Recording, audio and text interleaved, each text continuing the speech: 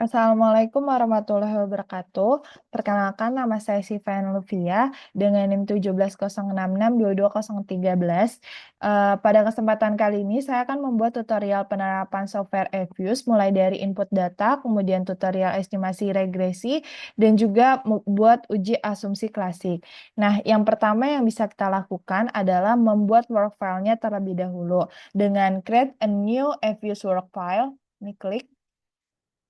Kemudian kita menggunakan data panel. Maka di sini work file structure tipenya adalah balance panel. Kemudian panel spesifik frekuensinya tetap annual. Kemudian start date-nya adalah 1935. End date-nya adalah 1954.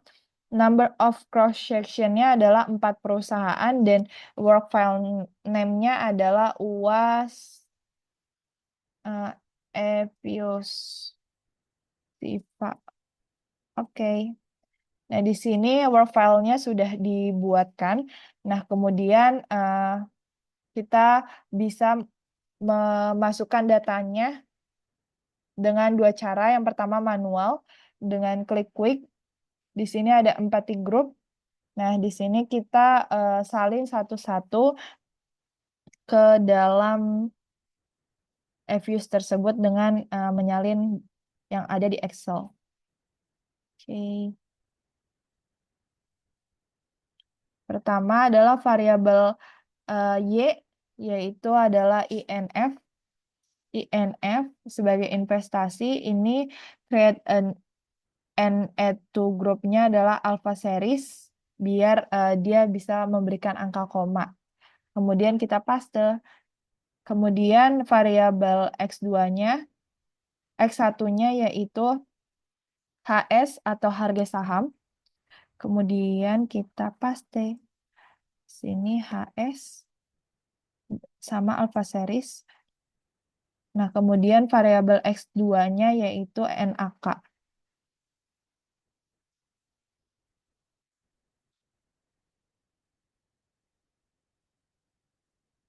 Di sini NAK tetap pakai alpha series paste. Nah, di sini sudah ada 3 data, 3 variabel. Nah, yes, delete. Nah, bisa dengan cara impor data. Sebelumnya ini kita delete terlebih dahulu. Ini dengan cara klik file, kemudian klik open, kemudian klik foreign data as work file. Nah, di sini kita bisa langsung cari datanya yang kita masukin tuh ada di mana. Di sini saya masukkan di folder UAS, klik yang UAS Excel, UAS eFuse. Nah, di sini range-nya ini datanya ada di mana? Karena di Excel ini cuma ada satu sheet, jadi saya masuk juga di lembar sheet 1. Kemudian ini bisa di next-kan saja. Kemudian tipenya di sini adalah skip rows, karena di sini sudah ada from-nya dan juga tahunnya, jadi bisa di next-kan. Kemudian ada di sini data tipe, di mana perusahaan ini tipenya adalah karakter, kemudian tahun ini adalah number. Terus untuk variabel-variabelnya tetap dengan karakter tipe number. Ini boleh di next-kan. Ini kemudian klik finish. Yes. Nah, di sini sudah ada data dan work file-nya dalam work file ini.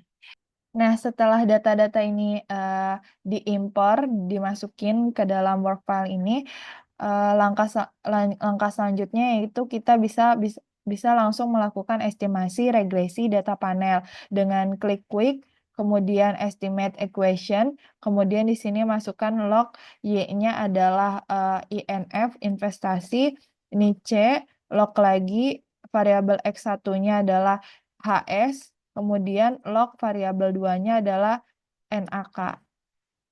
Ini metodenya tetap least square dengan sampelnya tahun yang telah ditentukan. Kemudian panel in option-nya common effect atau non. Ini boleh diokekan. Nah, di sini hasil dari common effect. Ini boleh di name common effect model. Oke, ini kemudian kita buat yang fixed effect dan juga random effect dengan cara yang sama, quick estimate equation. Ini masukkan log Y-nya adalah INF, kemudian C log HS variabel X1, log NaK variabel 2, terus di sini panel optionnya kita cross section yang fixed effect. Ini klik OK. Nah, ini boleh dinemekan fixed effect model. Klik OK. Ini close. Kemudian yang terakhir adalah model random quick estimate equation log INF C log HS log NaK. Ini panel optionnya diganti ke random. Klik OK. Nah, ini namekan random effect model.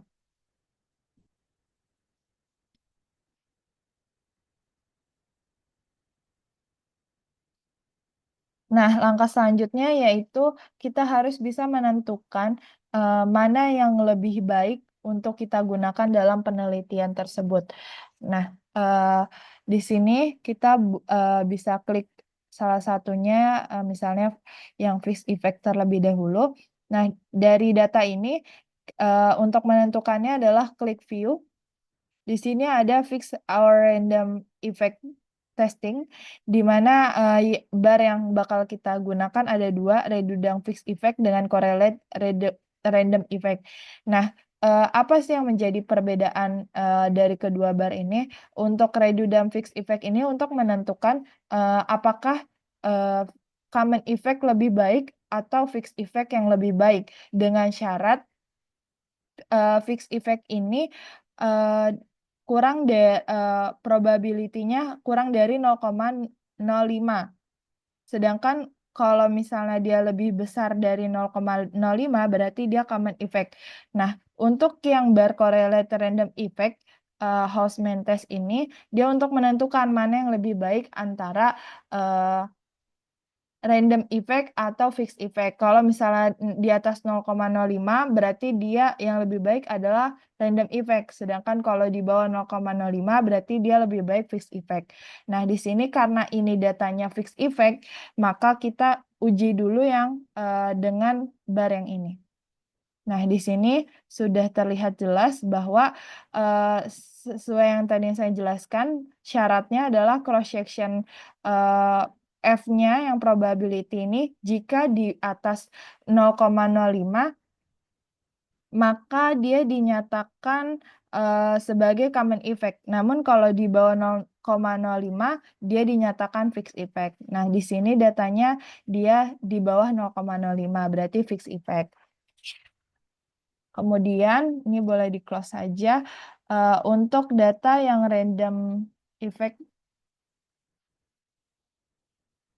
bisa kita lihat di view, kemudian fixed or random effect testing, terus karena pengen melihat di mana datanya yang lebih baik antara fixed effect dengan random effect, klik yang correlate random effect Hausman test.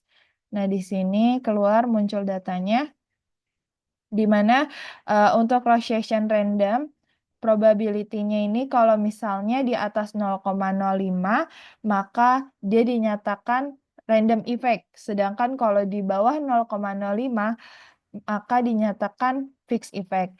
Nah, data sebelumnya dengan model redundant fixed effect ini kan dia bagusnya di fixed effect. Nah, sekarang dengan model Hausman test ini lebih baik di random effect karena dia di atas 0,05 atau sebesar 0,1157.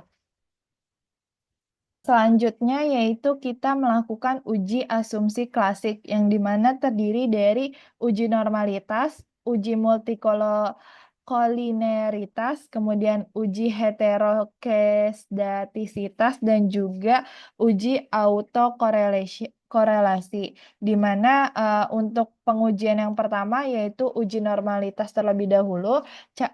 Sebelumnya uji normalitas ini adalah salah satu uji yang digunakan untuk mengetahui apakah distribusi dari residu atau nilai sisa itu mengikuti distribusi normal atau tidak.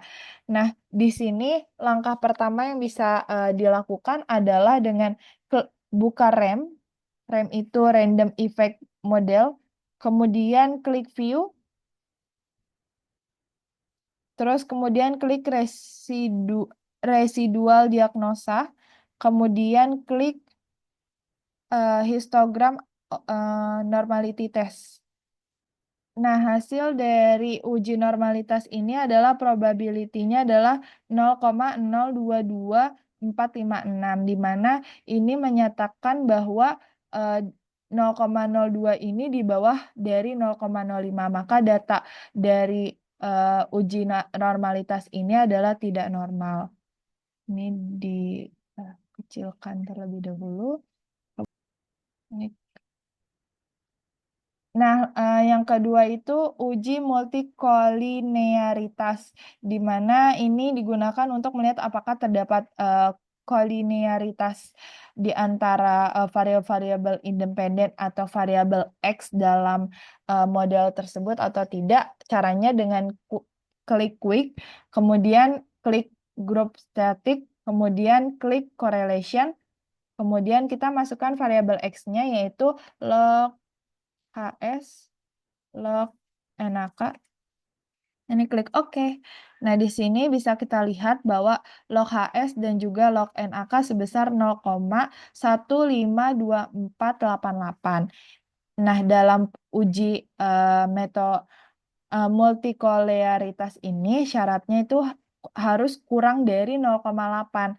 Namun di sini kan kita masih di bawah 0,08, maka ini tidak terkena gejala multikolinearitas. Jadi ini datanya terbebas dari multikolinearitas. Ini bisa kita beri nama uji multikolinearitas. Klik OK. Ini. Kemudian untuk uji asumsi yang ketiga yaitu adalah uji heterokestatisitas, di mana ini merupakan uji asumsi residual yang digunakan untuk mengetahui apakah suatu residual tersebut termasuk ke dalam homogenitas atau heterogennya. Nah, caranya gimana? Dengan klik ini Common Effect Model. Nah, di sini ada estimate. Nah, kemudian yang spesifikannya ini nggak usah diubah. Yang kita ubah adalah panel option. Yang efek ini nggak usah diubah. Wedge-nya yang kita ubah menjadi cross section wedge. Ini klik OK. Oh, bisa. Nah, di sini ada wedge statistik dan juga unwedge statistik, di mana dilihat dari R square-nya. Ini R square-nya. Kita bisa membandingkan antara wedge statistik dan juga unwedge statistik. Jadi dengan perbedaan ini kan nggak begitu jauh, yaitu di wedge statistik adalah 0,83 dan unwedge statistik adalah 0,81. Jadi perbedaannya tidak begitu jauh. Jadi dengan model common effect ini tidak terkena gejala heterokestatisitas.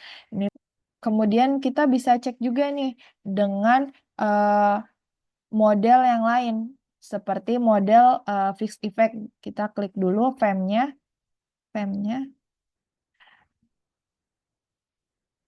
Kemudian estimate. Kemudian di sini panel option-nya kita ganti terlebih dahulu menjadi cross section wedge-nya, klik OK.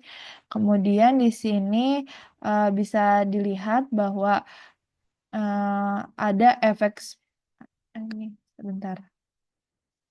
Ini aja.